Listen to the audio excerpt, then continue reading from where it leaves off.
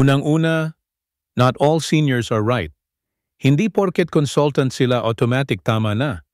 Dapat marunong ka pa rin magtanong, magbasa, at mag-validate. Hindi para makipag-away, pero para sa pasyente. Respectfully, with evidence.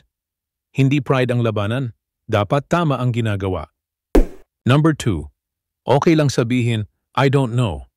Hindi ito quiz B. Mas okay nang aminin na hindi mo alam, kesa magpanggap, tapos mapahamak ang pasyente.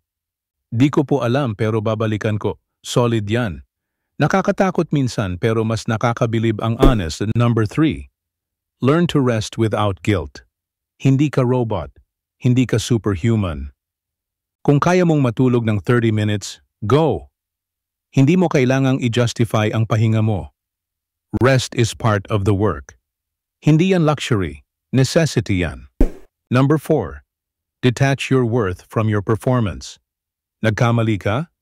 Hindi ibig sabihin palpak kang doktor. Lahat tayo may off day. Learn from it, own it, pero huwag mong ikulong sarili mo doon. Hindi ka lang doktor, tao ka rin. And lastly, number 5, life is bigger than residency. Nakaka-absorb siya, parang wala ka ng ibang mundo. Pero totoo, may buhay pa sa labas ng ospital. Family, friends, sarili mo. Huwag mong hayaang mawala lahat yan habang naghahanap ka ng doktor sa unahan ng pangalan mo.